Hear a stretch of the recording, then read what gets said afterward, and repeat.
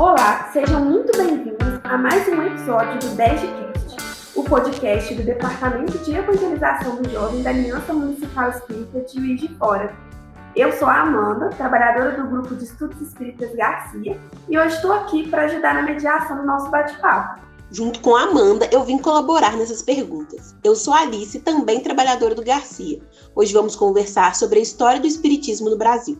Vamos chamar agora o nosso convidado do dia, que é um trabalhador de longa data do movimento espírita de Juiz de Fora. Seja muito bem-vindo, José Pacini, tudo bem? Tudo bem, muito prazer estar aqui conversando com as gerações mais novas, que vão continuar a caminhada, né? Vão levar o archote aceso da doutrina espírita, porque eu já estou passando o archote, né? Seja muito bem-vindo, Pacini. Acredito que para falar deste tema é importante fazer um recorte histórico, desde a chegada do espiritismo no Brasil, compreendendo as religiões predominantes naquela época e a adesão da população à nova doutrina. Pacini, o senhor pode nos ajudar na construção desse raciocínio? Como os brasileiros da época receberam o espiritismo?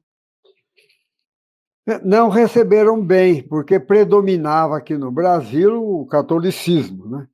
E havia, assim, um pouco de protestantismo das várias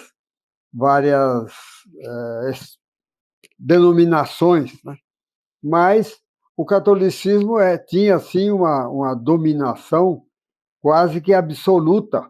Era muito difícil. Eu me lembro dos meus tempos de criança, que já no século XX, né? No começo do século XX, eu sou nasci em 26, portanto, eu me lembro dos anos 30 e poucos e tal, não havia espaço para espírita, né? Os espíritas eram muito, até perseguidos. Eu me lembro quando eu vim para Juiz de Fora, em 1950, que eu sou originário do estado de São Paulo, mas sou mineiro adotivo, já estou aqui desde 1950. E em 1950 ainda havia um juramento feito nas igrejas. De vez em quando, o padre convidava as pessoas ao juramento de não frequentar centro espírita, e até ia uma porção de coisas. Eu tenho até um folheto disso, tenho guardado um folheto, né, e convidavam os casais, um casal, para ir lá, colocar a mão sobre a Bíblia e fazer um juramento de que não colaborariam em nada no centro espírita, até mesmo em obras de caridade. Até em obras de caridade. Havia aqui em Juiz de Fora o Cinema Paraíso, na rua São Mateus, em frente à rua Antônio Passarella. Hoje ali são edifícios. Havia um centro ali, Cine Paraíso, cuja renda era destinada a manter o Instituto Maria, que existe até hoje, mas hoje aí quase que uma creche. Mas naquele tempo havia orfanato para meninas, como havia o orfanato para meninos do Instituto Jesus. E os orfanatos eram comuns naquela época. Hoje são condenados, né? Mas ali na igreja de São Mateus também havia, como há até hoje, um auditório ali, um cinema. Funcionava um cinema católico ali e um cinema espírita na rua de São Mateus. Mas os católicos eram proibidos de ir a qualquer sessão do Cinema Paraíso, porque o Cinema Paraíso era espírita. A renda desse cinema era destinada a manter o Instituto Maria, que naquele tempo era um orfanato.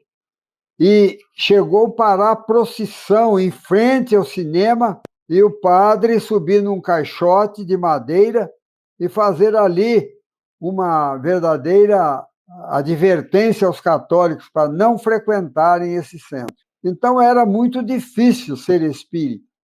A gente era discriminado mesmo. Nos meus tempos de criança, eu me lembro do meu irmão menos velho que eu, né? Hoje eu não posso dizer que ninguém é mais novo que eu, né? Eu não sou novo. O meu irmão, nós frequentávamos o grupo escolar do estado de São Paulo. E o diretor, que era um católico beato, tinha uma implicância conosco muito grande. Ele foi repreender meu irmão, porque nós estávamos com manga curta. O homem tinha umas ideias assim esquisitas, um calor infernal naquela região, calor semelhante ao do Rio de Janeiro. Ele queria que a gente fosse com o uniforme no grupo escolar, com manga comprida. E a minha mãe tinha feito o uniforme com manga curta. Ele deu um beliscão no braço do meu irmão, falando que ia colocar uma medalhinha ali, não sei o quê e tal, porque nós éramos espíritas. Ele tinha horror de espírito. E não era fácil ser espírita naquela época, não. Não havia. Havia uma perseguição muito grande contra o Chico Xavier. Eu tenho um exemplar de um jornal católico aqui de Juiz de Fora, que era editado pela Cúria Metropolitana. A redação do jornal era ali na Rua Espírito Santo. Tinha uma fotografia do Francisco Cândido Xavier na frente e falando o espetacular médium mineiro, não sei o quê e tal, menosprezando o trabalho do Chico. Isso nos anos 50 e poucos, né? Depois foi diminuindo, foi amenizando as coisas. E, graças a Deus, houve uma grande evolução no entendimento, principalmente do catolicismo, porque eu fui professor, primeiro colégio em que eu frequentei, que eu fui dar aulas em Juiz de Fora, foi exatamente na Academia de Comércio, o Colégio Cristo Redentor. Me aceitaram lá como espírita de fé pública. Eu não fiz nenhuma concessão. Nem rezei com os alunos, como era costume o professor entrar na sala de aula, na primeira aula do dia, de manhã, 7 horas da manhã, o professor rezava com os alunos. Uma Ave Maria, um Pai Nosso, um Padre Nosso, como eles falavam, etc. E tal.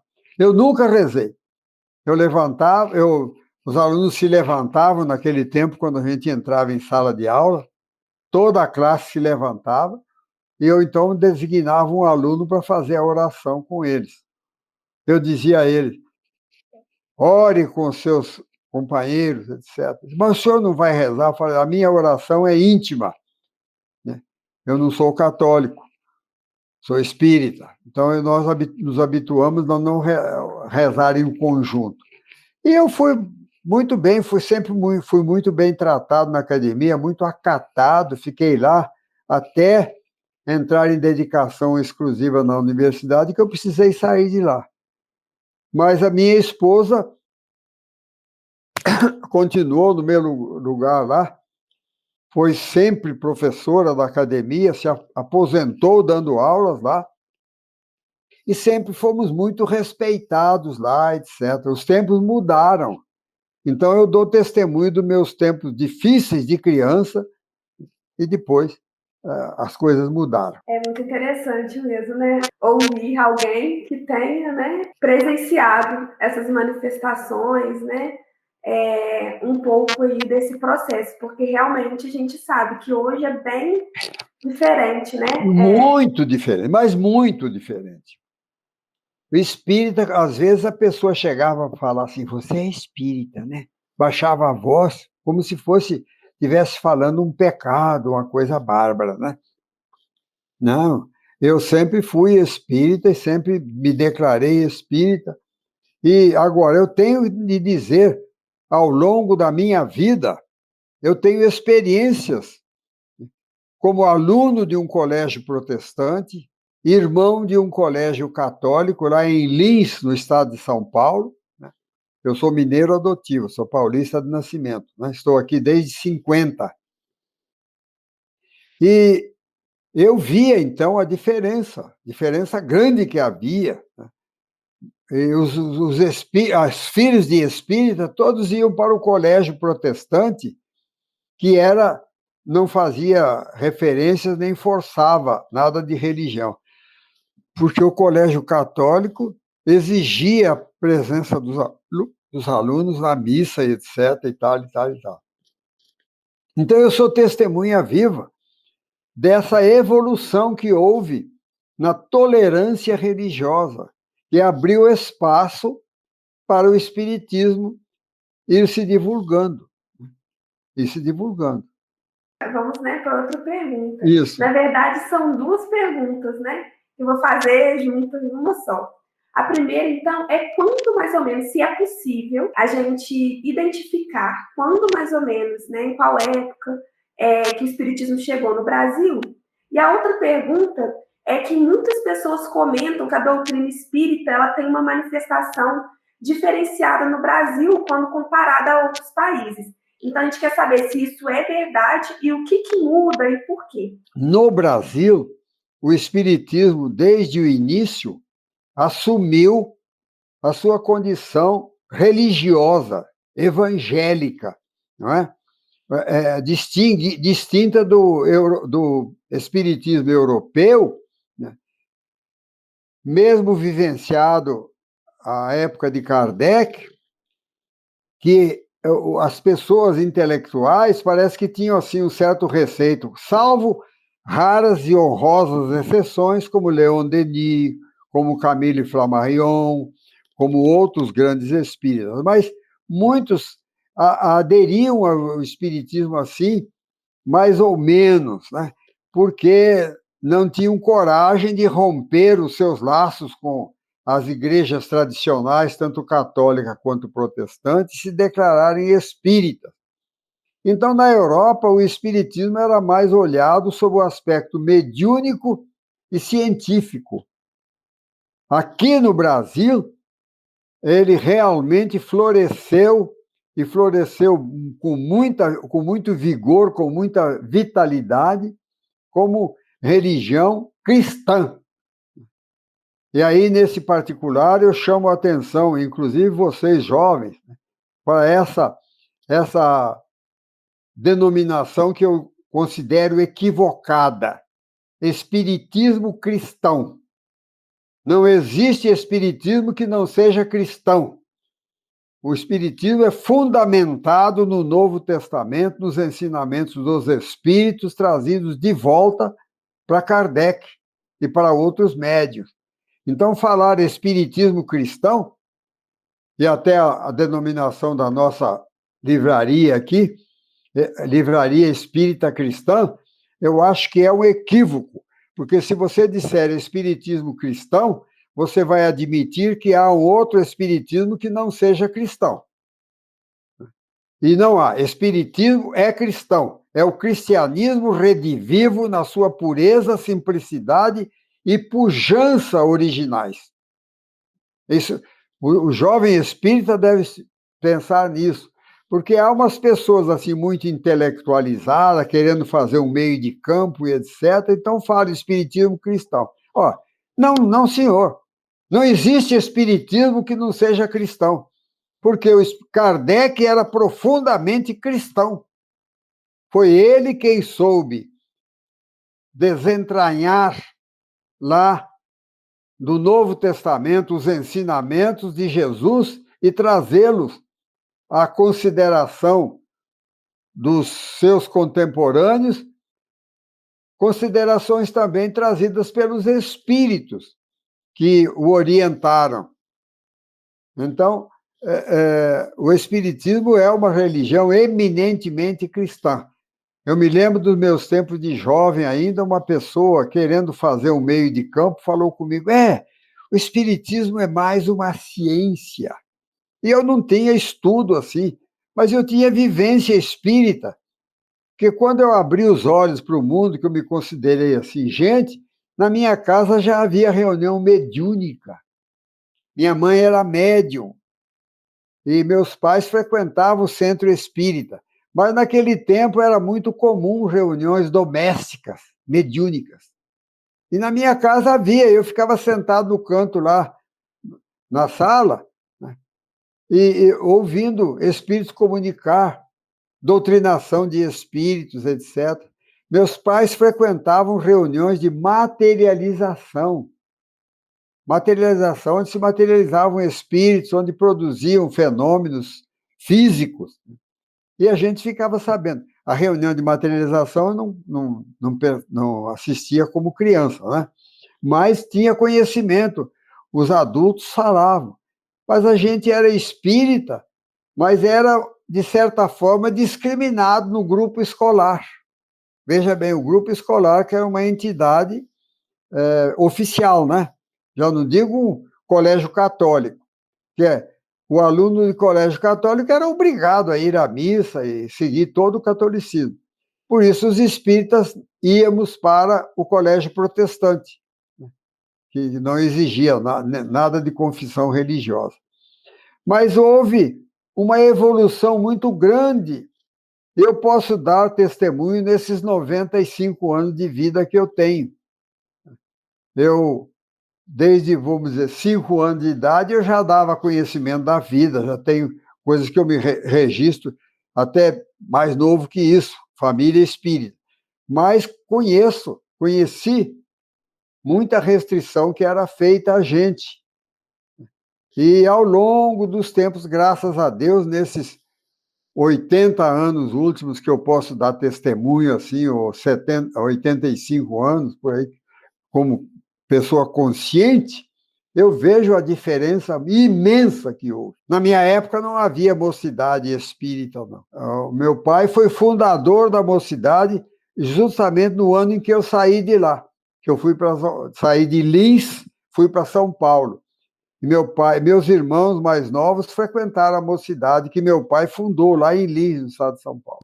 Eu saí, fui para o meio militar, fiquei 3 anos na aeronáutica e tal. Mas eu vim descobrir o espiritismo mesmo aqui em Juiz de Fora, já adulto. Eu acho interessante como o espiritismo vai mudando, né, as suas formas, né? Antigamente era aceitável fazer reuniões mediúnicas em casa, hoje em dia esse comportamento já não existe, né? Exatamente. Como que nós, enquanto espíritas também, outra coisa que me chamou muita atenção na sua fala, é que a gente tem que se atentar a esses termos, né? Tipo, espiritismo cristão. Eu mesmo não tinha parado para pensar na nossa livraria que carrega esse nome. Não pode. Não. Eu já conversei sobre isso com espíritas que não puderam manter a posição, porque é uma questão até linguística e lógica. Se você admitir espiritismo cristão, você admite que há outro que não pode ser. Pode aparecer o outro que não é cristão. E o espiritismo, como diz Kardec, como dizem os espíritos, é o cristianismo redivivo. Eu costumo dizer redivivo na sua pureza, simplicidade, pujança e objetividade originais, né? Inserido na própria vida. Para nós espíritas, não existe momento religioso e momento profano. Nós vivemos imersos na doutrina espírita. Temos atividades várias, atividades profissionais, atividades domésticas, várias atividades religiosas, mas sempre a moral cristã trazida pelo Espiritismo está presente a presidir nossos atos todos. Uma vez uma pessoa me fez uma proposta. Não, deixa o espiritismo de lado e pensa nisso. Eu falei, eu não posso. Espiritismo, para mim, não é uma parte da minha vida, não. A minha vida está imersa na doutrina espírita. Todos os postulados do Evangelho fazem eco na minha vida. É diferente. E nós, espíritas, não podemos deixar por menos. O espiritismo é a revivescência dos ensinamentos de Jesus aplicados à vida moderna. Não tenhamos dúvida. O espiritismo foi desentranhar do Novo Testamento as verdades que foram ocultadas pelos teólogos. E vocês, jovens, devem ter consciência disso, do valor da doutrina espírita, que foi vagarosamente sendo trazida. O espiritismo não foi uma coisa que surgiu assim, aqui no Brasil, como um boom, né? E depois, como dizia minha velha mãe, fogo de palha. Vocês já viram botar fogo na palha? Pôr aquele fogaréu, aí apaga, não sobra quase que nem cinza. Não. O Espiritismo foi vagarosamente galgando os degraus da respeitabilidade. Antigamente, a pessoa falava, eu sou espírita. Hoje fala, eu sou espírita. Né? Sou espírita. O Evangelho de Jesus está na primeira linha do meu pensamento, das minhas palavras, das minhas ações. Então, há um reconhecimento profundo dos próprios espíritas. E nós devemos muito disso ao Chico Xavier. Porque eu conheço o espiritismo antes do Chico e depois do Chico. Conheci o Chico pessoalmente, ainda na fase dos meus 30 anos. Conheci o Chico em 55. Vocês não pensavam, talvez tivesse reencarnado a outra encarnação de vocês, né? Conheci o Chico em 55, né? Lá em Pedro Leopoldo. Tempo que você, para ir de Juiz de Fora a Pedro Leopoldo, você demorava um bocado de tempo, aquela estrada de terra, às vezes com dificuldade de atoleiro, ou então poeira demais, não tinha asfalto, não. Mas nós devemos muito ao Chico. O Chico, a obra do Chico, eu posso dizer a vocês, a obra do Chico abriu porteiras imensas para o conhecimento do Espiritismo. Porque enquanto o Espiritismo era divulgado só nos centros espíritas, através de palestras, etc., como se chamava, não se falava palestra, falavam conferências. Né? Era uma coisa, conferência do doutor fulano de tal.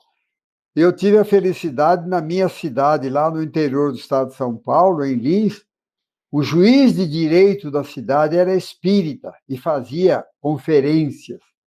Depois, com a obra de André Luiz, o Chico, principalmente a obra do Chico, mas principalmente a obra de André Luiz, foi vulgarizada a ideia.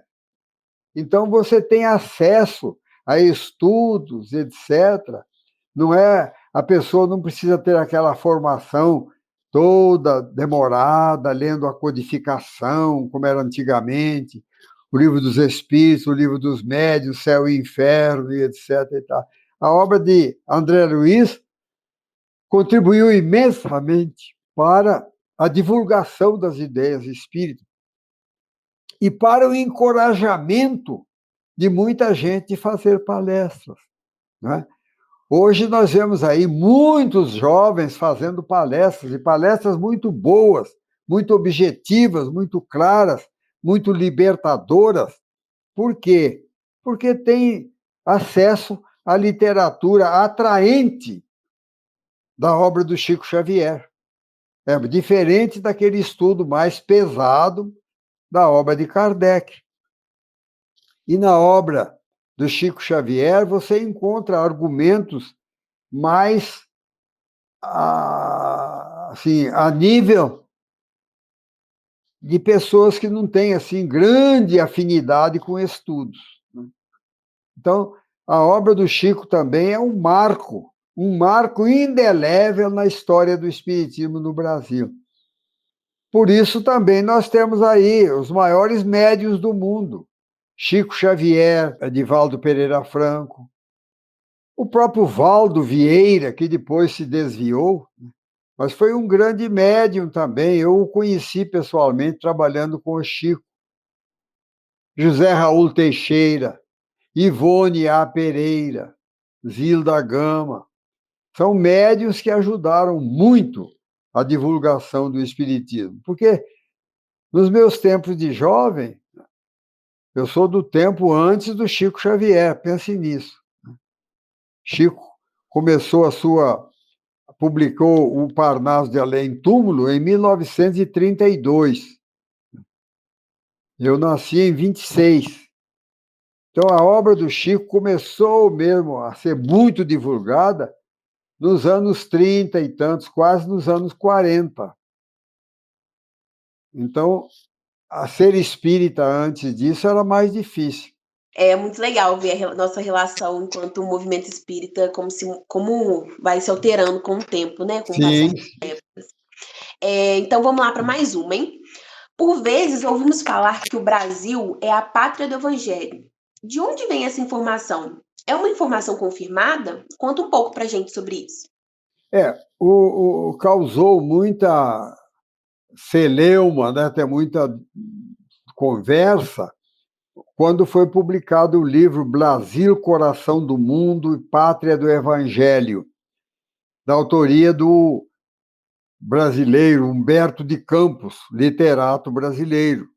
Humberto de Campos é muito conhecido também nos meios literários fora do espiritismo. Ele, pouco tempo depois de desencarnado, ele começou a publicar suas obras, a escrever pelo Chico. Publicou várias, nós temos vários livros aí, né, de Humberto de Campos. Ele até foi motivo de um processo que o Espiritismo sofreu. Chico Xavier sofreu um processo, e a Federação Espírita Brasileira também, porque a viúva do Humberto de Campos queria obter os direitos autorais do livro. Disse: se o livro é do meu marido, eu tenho direito, como viúva, de receber os direitos autorais. O lucro, né? Achando que ia haver lucro com essa venda desses livros, etc. E por curiosidade, é bom que vocês, que são juiz de forana, saibam disso. Quem defendeu em juízo a Federação Espírita Brasileira e Chico Xavier, que foram acusados, foi o advogado de Juiz de Fora, Miguel Timpone, que eu tive a honra de conhecê-lo pessoalmente. Cheguei até a conhecê-lo já idoso, dei até um passe nele, né, visitando a casa dele. Ele já estava bem idoso. Miguel Timpone defendeu e escreveu um livro também, um livro que chama A Psicografia perante os Tribunais. Esse livro consta da Biblioteca Espírita, A Psicografia diante dos Tribunais. E ele ganhou a causa, tanto que o Chico Xavier não teve de pagar nenhuma indenização, nada, nem a Federação Espírita Brasileira. Mas, por uma questão de prudência, a Federação Espírita Brasileira e o Chico Xavier resolveram, então, publicar os novos livros de Humberto de Campos como Irmão X. Mas todo mundo sabe que Irmão X é Humberto de Campos, né? Não adianta nada, né? É a mesma coisa do um pai entrar de máscara dentro de casa, falando com a voz conhecida, o jeito conhecido, e querer se fantasiar de qualquer outra coisa. Mas, não sei se eu saí da pergunta que você me fez. Bem, nós temos de notar essa evolução. Eu olho com muito bons olhos. A evangelização da criança, por exemplo, no meu tempo, era catecismo espírita. Eu nunca frequentei. Eu já era grandinho, já era pré-adolescente quando começou isso. Então, eu levava meus irmãos pequenos para o catecismo espírita, que não tinha nada de didático, nem de pedagógico, nem de infantil. Era uma decoreba, como nós falamos na gíria escolar. A evangelizadora, né, levava a pergunta: o que é Deus? Primeira pergunta do Livro dos Espíritos. Inteligência suprema, causa primeira de todas as coisas. A gente decorava isso. Eu era grandinho, já ficava olhando. Como eu disse, não havia mocidade espírita. Então, eu só vi realmente a seguir a doutrina espírita depois de adulto, quando eu vim para Juiz de Fora, mas com a convicção profunda da reencarnação. Reencarnação, eu tinha convicção profunda, nunca duvidei da reencarnação, do fenômeno mediúnico. Tudo isso era muito comum. Então, eu vejo com muita alegria como não a doutrina espírita evoluiu, a doutrina espírita continua sendo a mesma. Como os meios sociais hoje aceitam o espiritismo. O espiritismo é olhado com respeito. E todas as teses espíritas, tudo aquilo que o espiritismo vem falando desde a época de Kardec, está sendo hoje evidenciado. Vocês querem ver, por exemplo, um assunto, vocês, as duas entrevistadoras aqui, que são mulheres, o quanto a mulher deve ao espiritismo? Eu pergunto, às vezes, nos auditórios, quando eu faço a palestra, para as minhas irmãs, qual é o número da pergunta de Kardec em relação à mulher no Livro dos Espíritos. Rarissimamente uma lembra de cor, 817. Olha como o espiritismo é inovador. Nós temos de ter isso, consciência disso. Kardec pergunta aos espíritos em 1857: são iguais perante Deus o homem e a mulher e têm os mesmos direitos? Ninguém falava em direito da mulher. A mulher era subalterna, era considerada mãe de família, cozinheira e lavadeira da família e pronto. E Kardec tem um estudo lá sobre a igualdade de direitos do homem e da mulher, enquanto que as outras religiões ditas cristãs discriminavam a mulher, como discriminam até hoje. A mulher não tem direitos absolutos em todas as religiões, como tem no Espiritismo. No Espiritismo, a mulher tem direitos iguais ao homem. E veja que eu estou sendo inquirido por duas mulheres aqui, né? Estou sendo perguntado, né, por duas mulheres. Eu falo, o Espiritismo até agiu um pouco, deu muita liberdade à mulher, porque tem aqui em Juiz de Fora um centro espírita que eu, ao longo desses 60 anos ou mais que eu conheço essa casa, a Casa Espírita, eu só conheci 3 presidentos, 3 homens presidentes, o resto é mulher. Lá é um matriarcado legítimo. Mas nós temos de saber disso, para valorizar a doutrina espírita. Por quê? Porque, vejam bem, em 1860, que é o ano em que foi publicada a edição definitiva do Livro dos Espíritos. Essa que nós estudamos e conhecemos, não é a edição de 1857, não, de 1860, a edição definitiva do Livro dos Espíritos. Porque Kardec começou os seus estudos e tal, reuniu um grupo de médiuns, inclusive até de países estrangeiros, com quem ele se correspondia, estudou 3 anos a doutrina. Aí ele publicou essa edição do Livro dos Espíritos de 1860. É essa que nós estudamos. Quando nós falamos de 1857, a edição de 1857 contém só 501 perguntas e respostas, sem nenhum comentário de Kardec. Agora, essa edição que nós estudamos é de 1860. E ali Kardec faz um estudo muito interessante sobre a igualdade dos direitos do homem e da mulher. É claro, é uma evidência, pois nós somos reencarnacionistas. Agora, é interessante notar e falar para as feministas do mundo que se baseiam numa obra de Stuart Mill, um escritor inglês que publicou em 1869 uma obra chamada Da Sujeição das Mulheres, que é tida pelas feministas como a obra que iniciou no mundo a primeira discussão sobre os direitos da mulher. Não, não. A primeira foi o Livro dos Espíritos, 9 anos antes. A Prevalência da Doutrina dos Espíritos. 9 anos antes de Stuart Mill, Kardec publicou Da Igualdade dos Direitos do Homem e da Mulher. E a mulher sempre teve, no Espiritismo, o mesmo direito que o homem. E prova disso é que nós tivemos aqui em Minas Gerais, durante 30 anos, a presidente da Federação Espírita do Estado de Minas Gerais, não é federação o nome, eu esqueci agora o nome.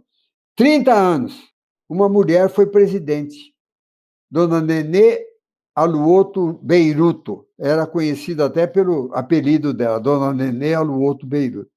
Então, vocês jovens têm de estudar isso para saber, para discutir, para esclarecer as pessoas, não para brigar, etc., não, mas para conhecer a evolução da ideia espírita. É muito importante mesmo, né?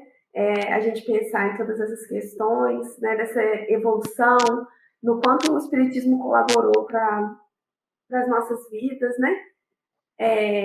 Então, vamos dando continuidade. Então, a gente vai finalizar agora com uma pergunta, né?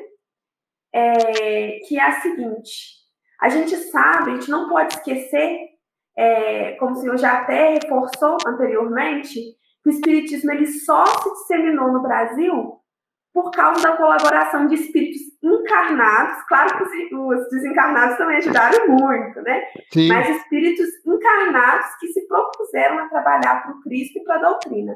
Sim. E aí a gente queria pedir para o senhor falar um pouco mais sobre algumas dessas personalidades brasileiras que colaboraram com essa disseminação, além do Chico Xavier e do Divaldo, que já foram mencionados. O Espiritismo chegou ao Brasil lá por Olímpio Teles de Menezes, na Bahia. Depois encontrou no Rio de Janeiro pessoas como Bezerra de Menezes, por exemplo. Bezerra de Menezes era um médico conceituado, profundamente caridoso. Ele fora deputado, ele foi político também, mas ele teve a coragem de fazer um discurso de profissão de fé na Federação Espírita Brasileira, ali no Rio de Janeiro. Tem até o prédio lá, até hoje no Rio, que é a sede da Federação no Rio, ainda está lá.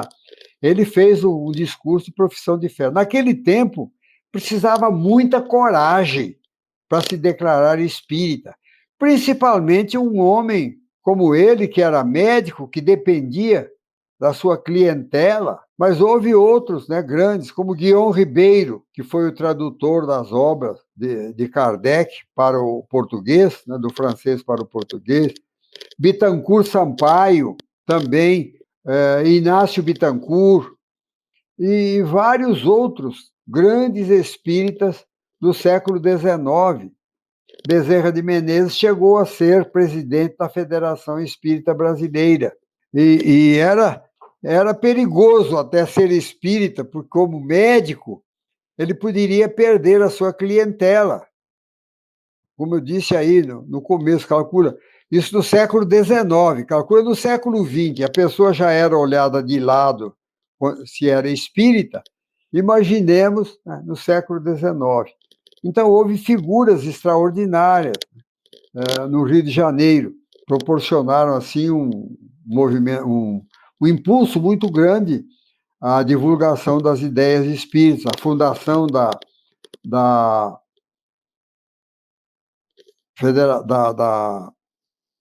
FEB, da Federação Espírita Brasileira, né, que era no Rio de Janeiro, depois foi transferida para Brasília. Mas há um fato histórico interessante, que é bom que vocês, que são jovens, talvez não tenham conhecimento disso.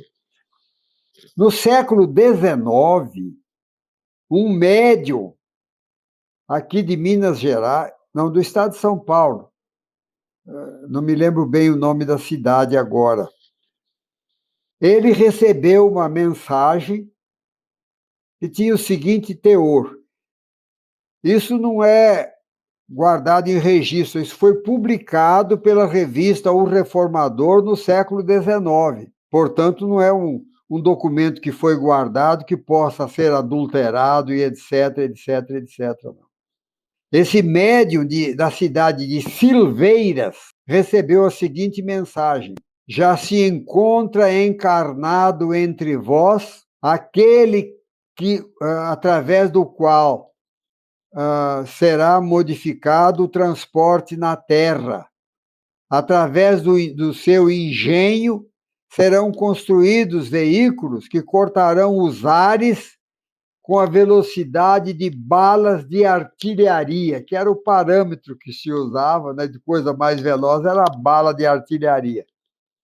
Já se encontra encarnado entre vós aquele que, através do seu engenho, serão construídos veículos que cruzarão os ares, transformando o transporte. Era Santos Dumont, que estava com 3 anos de idade.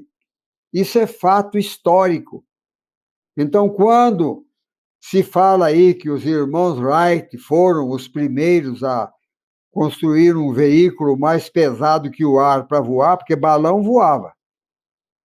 Mas não é verdade, porque os irmãos Wright conseguiram colocar no ar um veículo de transporte aéreo através de catapulta.